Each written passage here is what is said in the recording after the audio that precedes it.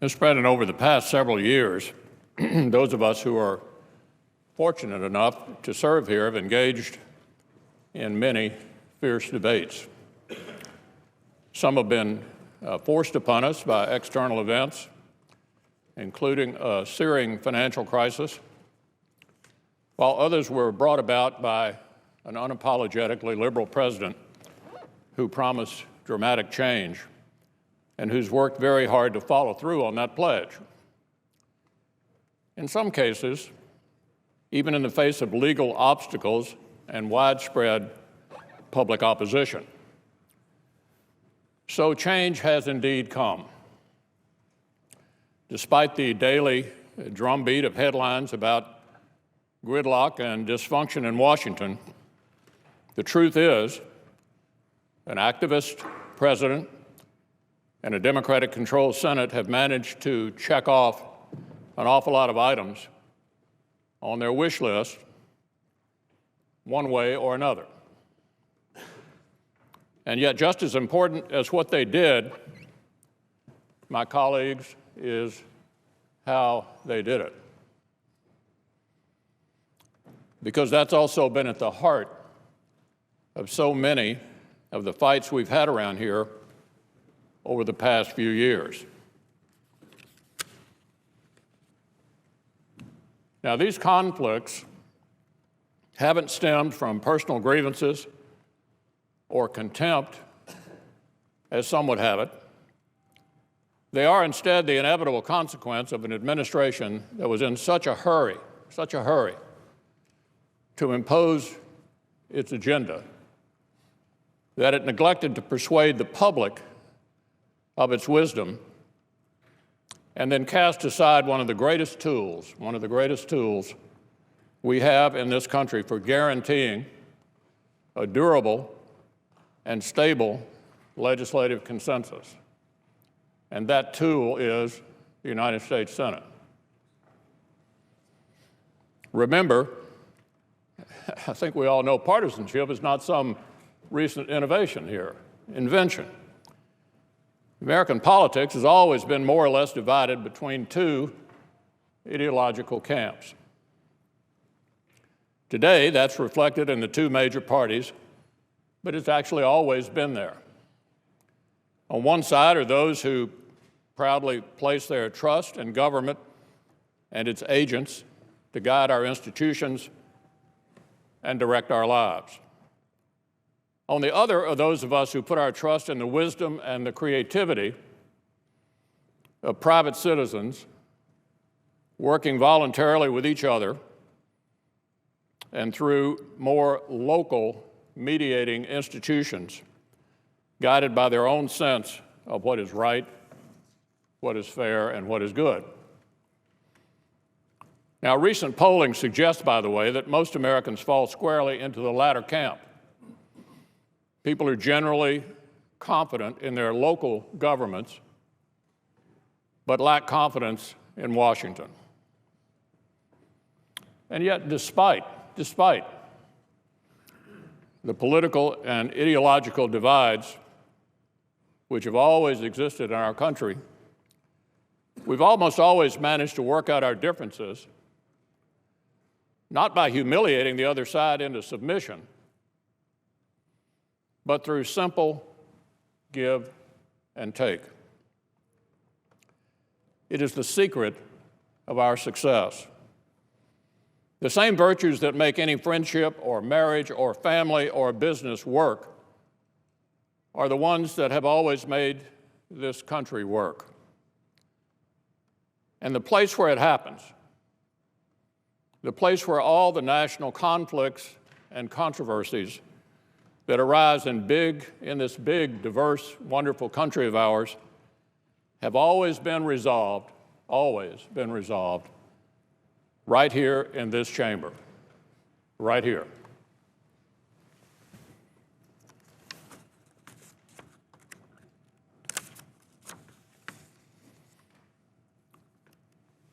Now, I realize it may not be immediately obvious why that's the case.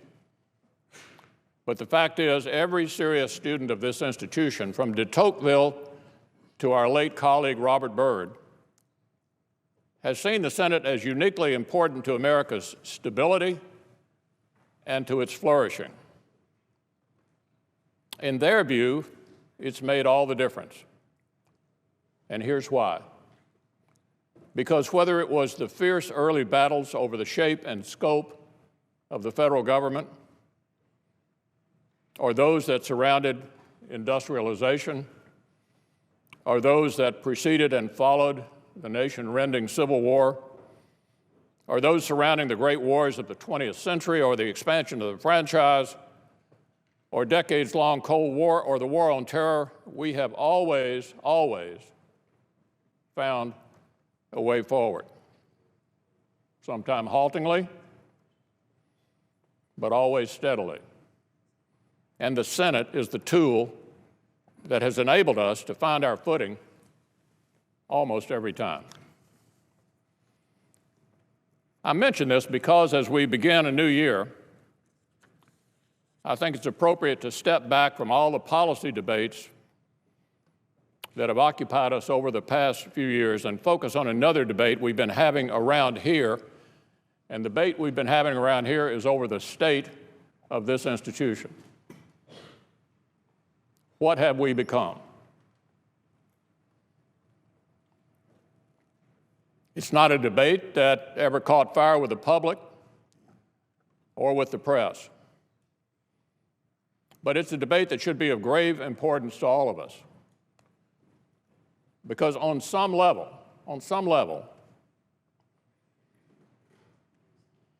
every single one of us has to be at least a little bit uneasy about what happened here last November. But even if you're completely at peace about what happened in November, even if you think it was perfectly fine to violate the all-important rule that says changing the rules requires the assent of 2/3 of senators duly elected and sworn, none of us should be happy with the trajectory the Senate was on even before that day, even before November, or the condition that we find the Senate in 225 years after it was created. I don't think anybody's comfortable with where we are. I know I'm not. And I'll bet even though there's nobody over here at the moment, I bet almost none of them are either. So I'd like to share a few thoughts on what I think we've lost over the last 7 years and what I think can be done about it together.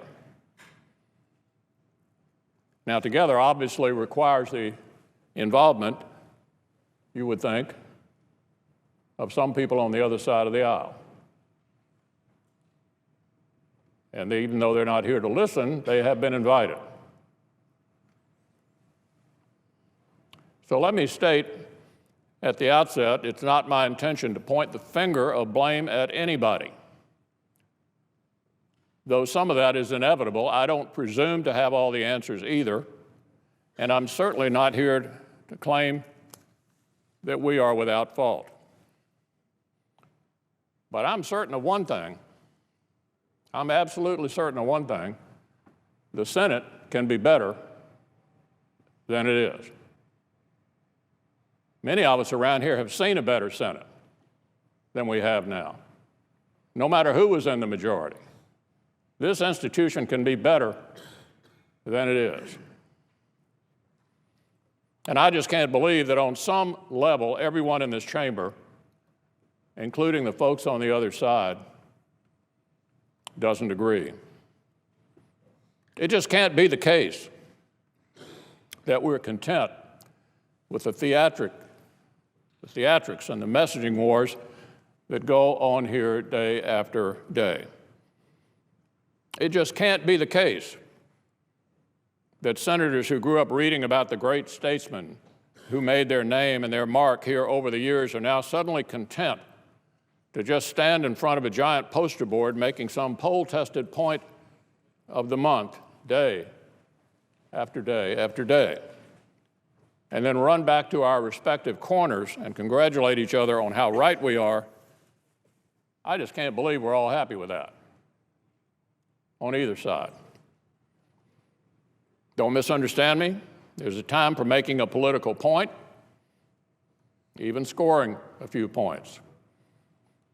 I know that as well as anybody.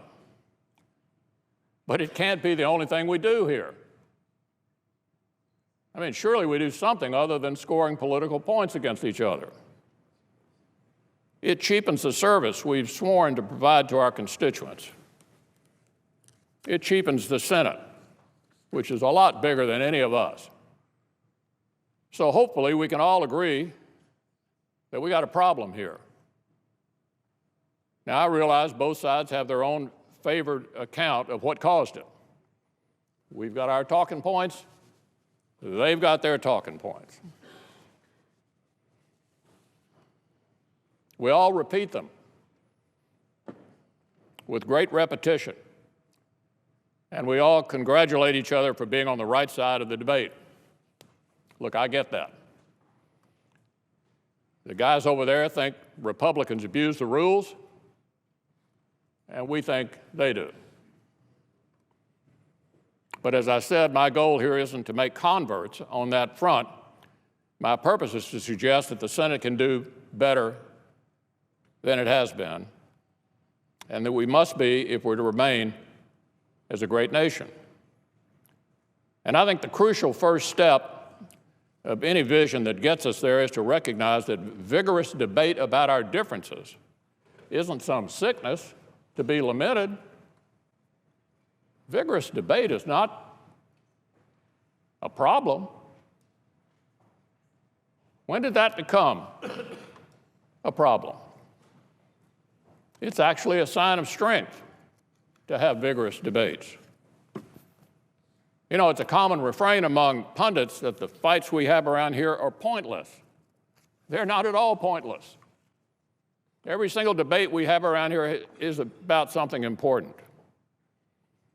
What's unhealthy is when we neglect the means that we've always used to resolve our differences. That's the real threat to this country, not more debate. When did that become a problem? And the best mechanism we have for working through our differences and arriving at a durable consensus is the United States Senate. An executive order can't do it. The fiat of a 9-person court can't do it. A raucous and gregarious partisan majority in the House can't do it. The only institution that can make stable and enduring laws is the one we have in which all 50 states are represented equally and where every single senator has a say in the laws that we pass. This is what the Senate was designed for. It is what the Senate is supposed to be about, and almost always has been. Just take a look at some of the most far-reaching legislation of the past century. Look at the vote tallies. Medicare and Medicaid were both approved with the support of about half the members of the minority. The Voting Rights Act of 1965 passed with the votes of 30 out of the 32 members of the Republican minority, all but 2 Republican senators. There weren't many of them. That was a year after the Goldwater debacle. Only 2 senators voted against the Social Security Act, and only 8 voted against the Americans with Disabilities Act. Now, none of this happened, by the way, none of it happened by throwing these bills together in the back room and dropping them on the floor with a stopwatch running. It happened through a laborious process of legislating, persuasion, coalition building. It took time, and it took patience and hard work, and it guaranteed that every one of these laws had stability. Stability. Now compare that, if you will, to the attitude behind Obamacare. When Democrats couldn't convince any of us that the bill was worth supporting as written, they decided to do it on their own and pass it on a party line vote, and now we're seeing the result. The chaos this law has visited on our country isn't just deeply tragic, it was, my friends, entirely predictable. Entirely predictable. And that will always be the case if you approach legislation without regard for the views of the other side. Without some meaningful buy-in, you guarantee a food fight. You guarantee instability and you guarantee strife. It may very well have been the case that on Obamacare, the will of the country was not to pass the bill at all. That's what I would have concluded if Republicans couldn't get a single Democratic vote for legislation of that magnitude. I'd have thought, well, maybe this isn't such a great idea. But Democrats plowed forward anyway. They didn't want to hear it. And the results are clear. It's a mess, an absolute mess. The Senate exists to prevent that kind of thing. Because without a moderating institution like the Senate, today's majority passes something and tomorrow's majority repeals it. Today's majority proposes something, tomorrow's majority opposes it. We see that in the House all the time. But when the Senate is allowed to work the way it was designed to, it arrives at a result that's acceptable to people all along the political spectrum. That, my friends, is the whole point. We've lost our sense for the value of that. And none of us should be at peace with that. Because if America is to face up to the challenges we face in the decades ahead, she'll need the Senate, the founders, in their wisdom, intended. Not the hollow shell of the Senate we have today. Not the hollow shell of the Senate we have today. First, one of the traditional hallmarks of the Senate is a vigorous committee process. It is also one of the main things we've lost. There was a time not that long ago when chairmen and ranking members had major influence and used their positions to develop national policy on everything from foreign policy to nuclear arms. These men and women enriched the entire Senate through their focus and their expertise. Just as importantly, they provided an important counterweight to the executive branch. They provided one more check on the White House. If a president thought something was a good idea, he'd better make sure he ran it by the committee chairman who'd been studying it for the past 2 decades. And if the chairman disagreed, well, then they'd have a serious debate and probably reach a better product as a result. The Senate should be setting national priorities, not simply waiting on the White House to do it for us. And the place to start that process is in the committees. With few exceptions, that's gone. With very few exceptions, that's gone. It's a big loss to the institution. But most importantly, it's a big loss for the American people who expect us to lead. Here's something else we've gained from a robust committee process over the years. Committees have actually served as a school of bipartisanship. And if you think about it, it just makes sense. By the time a bill gets through committee, you would expect it to come out in a form that was generally broadly acceptable to both sides. Nobody got everything, but more often than not, everybody got something. And the product was stable because there was buy-in and a sense of ownership on both sides, and on the rare occasions when that's happened recently, we've seen that work.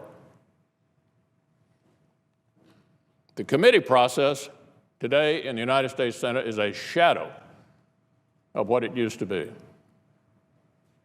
thereby marginalizing, reducing the influence of every single member of the Senate on both sides of the aisle. Major legislation is now routinely drafted not in committee, but in the majority leader's conference room, and then dropped on the floor with little or no opportunity for members to participate in the amendment process, virtually guaranteeing a fight. Now, there's a lot of empty talk around here about the corrosive influence of partisanship. Well, if you really want to do something about it, you should support a more robust committee process. That's the best way to end the permanent sort of shirts against skins contest the Senate has become. Bills should go through committee. And if Republicans are fortunate enough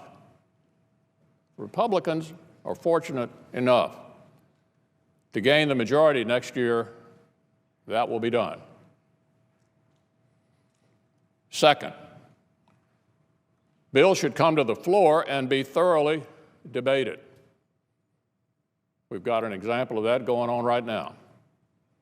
And that includes a robust amendment process. In my view, there's far too much paranoia about the other side around here. What are we afraid of? Both sides have taken liberties and abused privileges, I'll admit that, but the answer isn't to provoke even more. The answer is to let folks debate. This is the Senate. Let folks debate. Let the Senate work its will. And that means bringing bills to the floor. It means having a free and open amendment process. That's legislating. That's what we used to do here. That's exactly the way this place operated just a few years ago. The senior senator from Illinois, the Democratic Assistant Majority Leader, likes to say, or at least used to say, that if you don't want to fight fires, don't become a fireman. And if you don't want to cast tough votes, don't come to the Senate. I guess he hadn't said that lately. When we used to be in the majority, I remember telling people, look, the good news, we're in the majority. The bad news is, in order to get the bill across the floor, you've got to cast a lot of votes you don't want to take. And you know, we did it, and people groaned about it, complained about it. The sun still came up the next day, and everybody felt like they were a part of the process. Well, Senator Durbin was right about that when he said it, and I think it's time to allow senators on both sides to more fully participate in the legislative process. And that means having a more open amendment process around here. As I said, obviously, it requires you to, from time to time, cast votes you'd rather not cast. But we're all grown-ups. I mean, we can take that. There's rarely ever a vote you cast around here that's fatal.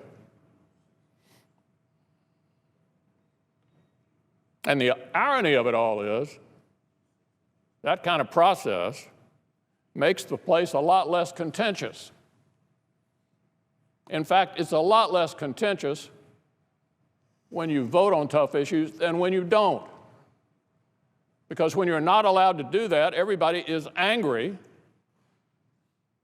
about being denied the opportunity to do what you were sent here to do, which is to represent the people that elected you and to offer ideas that you think are worth considering. At a meeting we just came out of, Senator Cornyn was pointing out there were 13 amendments that people on this side of the aisle would like to offer on this bill, all of them related to the subject and important to each senator who seriously felt there was a better way to improve the bill that's on the floor right now.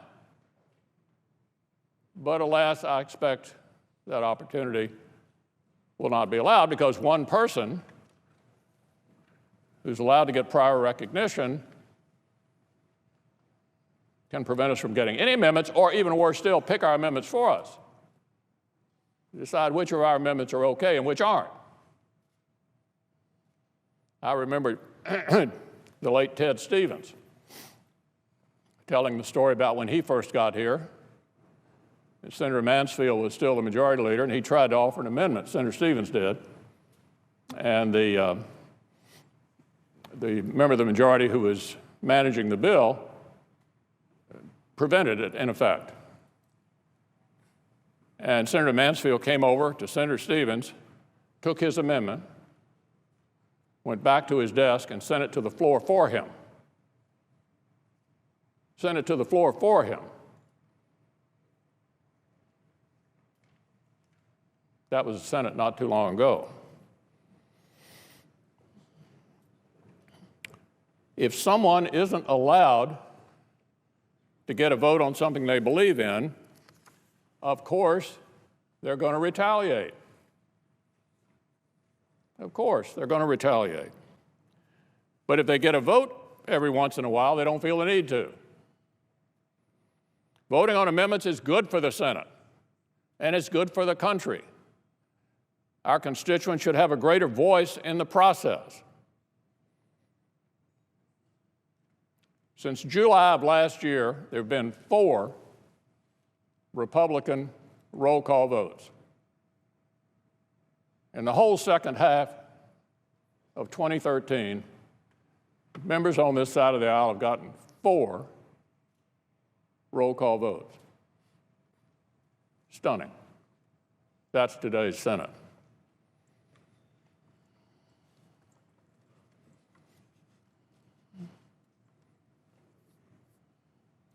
So let me say this. If Republicans are fortunate enough to be in the majority next year, amendments will be allowed. Senators will be respected. We will not make an attempt to wring controversy out of an institution that expects, demands, approves of great debates about the problems confronting the country. Now, a common refrain from Democrats is that Republicans have been too quick to block bills from ever coming to the floor. What they fail to mention, of course, is that often we've done this either because we've been shut out of the drafting process, in other words, had nothing to do with writing the bill in the first place, or it's been made pretty clear that there won't be any amendments, which is in all likelihood the situation we're in this very day. In other words, we already knew the legislation was shaping up to be a purely partisan exercise in which people we represent wouldn't have any meaningful input at all. And why would we want to participate in that? Is it good for our constituents? Does it lead to a better product? Of course not. All it leads to is a lot more acrimony. So look, I get it. If Republicans had just won the White House and the House and had a 60-vote majority in the Senate, we'd be tempted to empty our outbox too. But you can't spend 2 years emptying your outbox and then complain about the backlash.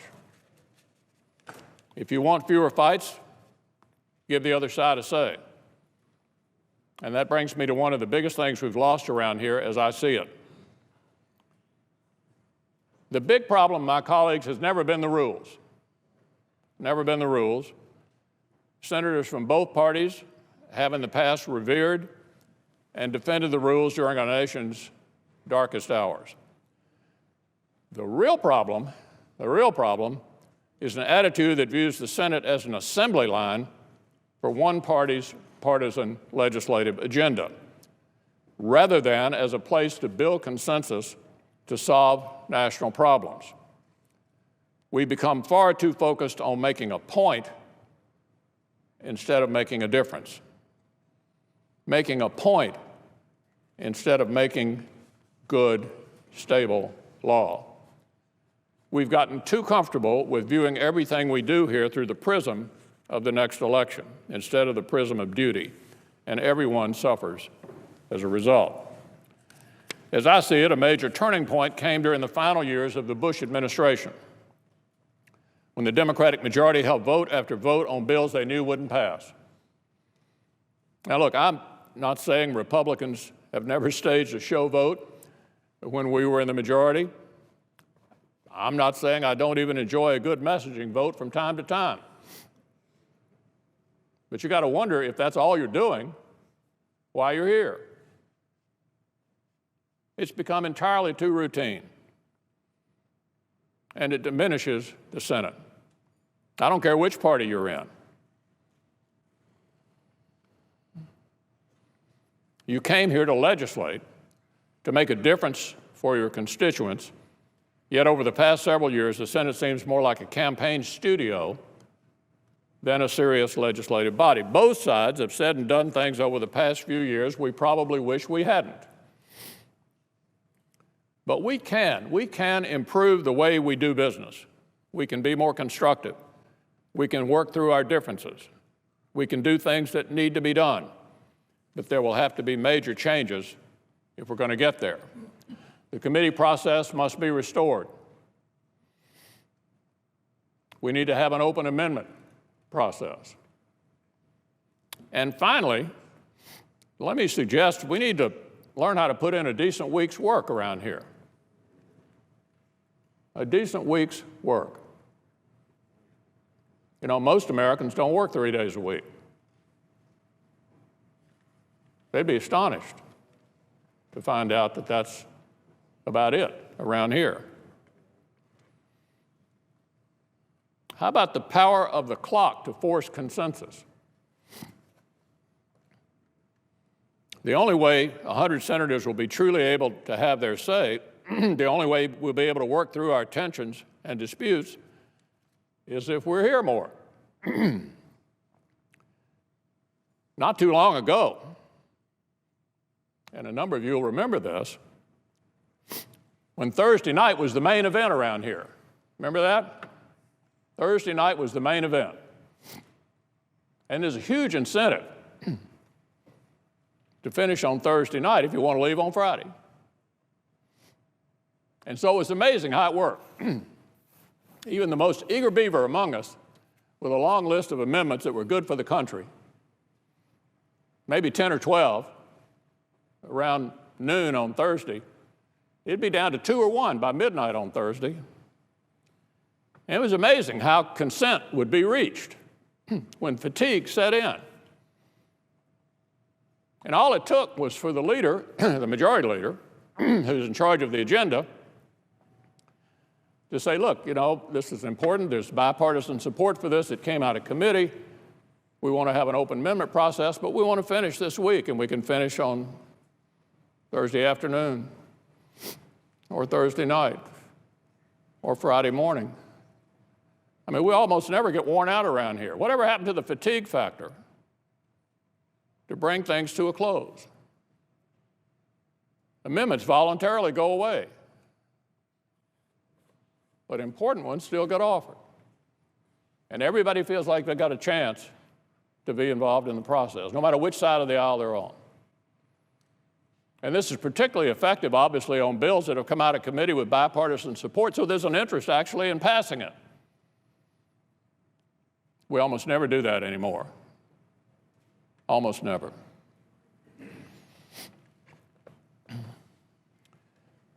On those occasions, we work late, sometimes well into the morning. I know that sounds kind of quaint to people who haven't been around here very long, but it actually worked. And there's nothing wrong with staying up a little later and getting to a conclusion. I can remember the majority leader himself when he was whip, walking around late at night on Thursdays with his whip card, making sure he had enough votes to do whatever he wanted to do. And when you finished one of those debates, whether you ended up voting for the bill or voting against the bill, you didn't have the feeling that unless you chose to go away with your amendment, you'd have been denied the opportunity to participate and to be a part of the process and actually make a difference for your constituents. That's how you reach consensus, by working and talking and cooperating through give and take. That's the way everyone's patience is worn down, not just the majority leader's patience. Everyone can agree on a result, even if they don't vote for it in the end. Using the clock to force consensus is the greatest proof of that. And if the Republicans are in the majority next year, we'll use the clock. Everybody gets an opportunity, but we'll use the clock, we'll work harder, and get results. Restoring the committee process, allowing the senators to speak through an open amendment process, extending the work week are just a few things the Senate could and should do differently. None of it would guarantee an end to partisan rancor. There's nothing wrong with partisan debates. It's good for the country. None of it would cause us to change our principles or our views about what's right and what's wrong with our country. Partisanship itself is not the problem. The real problem is in a growing lack of confidence in the Senate's ability to mediate the tensions and disputes we have always had around here. There are many reasons some have lost that confidence. And ultimately, both parties have to assume some of the blame. But we can't be content to leave it at that. For the good of the country, we need to work together to restore this institution. America's strength and resilience has always depended on our ability to adapt to the various challenges of our day. Sometimes that's meant changing the rules when both parties think it's warranted. And when the majority leader decided a few weeks back to defy bipartisan opposition, it was bipartisan opposition to what happened in November, by changing the rules that govern this place with a simple majority, he broke something. He broke something. But our response can't be to just sit back and accept the demise of the Senate. This body has survived mistakes and excesses before. And even after some of its worst period, it's found a way to spring back and to be the place where even the starkest differences and the fiercest ideological disputes are hashed out by consensus and mutual respect. Indeed, it's during periods of its greatest polarization that the value of the Senate is most clearly seen. So let me wrap it up this way.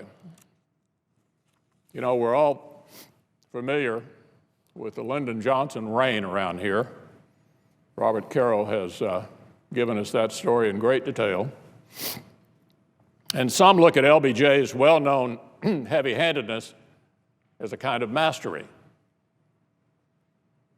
That's the way some look at it. Personally, I've always believed the leader that replaced him was a better fit for this place. And evidently, so did Johnson's colleagues, who elected Mansfield upon Johnson's departure with overwhelming enthusiasm. They had had it up to here with LBJ. They were excited that he was gone. In fact, Carroll reports that he tried to come to the first lunch after he became vice president and was going to act as the sort of de facto majority leader, even though he was now vice president. That was, shall I say, unenthusiastically received, and he was almost literally thrown out of the lunch, never to return. And Mansfield was, as I said, enthusiastically chosen to replace him. Now, the chronicles of LBJ's life and legacy usually leave out what I just told you. But by the time he left the Senate, as I indicated, his colleagues had had enough of him right up to here. They may have bent to his will while he was here, but the moment they had a chance to be delivered from his iron-fisted rule, they took it. With their support, Mike Mansfield would spend the next 16 years restoring the Senate to a place of greater cooperation and freedom. And as we look at what the Senate could be, not what it is now, but what it could be, Mansfield's period gives us a clue. There are many well-known stories about Mansfield's fairness and equanimity as leader. But they all seem to come down to one thing, and that was his unbending belief that every single senator was equal. That was Mansfield's operating mode. Every single senator was equal. He acted that way on a daily basis, conducted himself on that way as a daily basis. The unbending belief that every senator should be treated as equal. So look, both sides will have to work to get us back to where we should be. It's not going to happen overnight. We haven't had much practice lately. In fact, we're completely out of practice at doing what I just suggested are the first steps to get us back to normal. But it's a goal that I truly believe we can all agree on and agree to strive toward together, and it takes no rules change. This is a behavioral problem. Doesn't require rules change. We just need to act differently with each other, respect the committee process, have an open amendment process, work a little harder. None of that requires a rules change. Because restoring this institution is the only way we'll ever solve the challenges we face. That's the lesson of history and the lesson of experience. And we would all be wise to heed it. Mr. President, I yield the floor. Mr.